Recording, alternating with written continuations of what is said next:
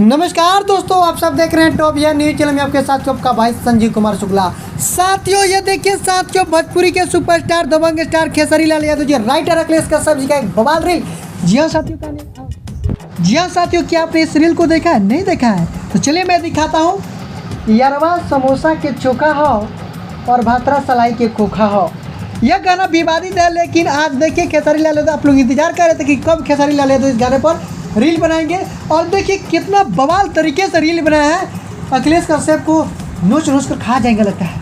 नहीं कि दोस्तों, ये सब उनका डायलॉग है खेसारी लाल यादव की। इसी डायलॉग पर तो लोग मरते हैं। खेसारी लाल यादव हमेशा कुछ ना कुछ नया कारनामा करना चाहते हैं, और बस आप सभी का सपोर्ट रखता है। तो आप सभी को दोस्तों बताइएगा रील कैसा लगा, और क्या आपने अभी तक रील बनाया? आपने तक नहीं बनाया तो ज़रूर जाकर बनाइए, बनाना भी ज़रूरी है, तभी तो खेसारी भैया का नाम होगा।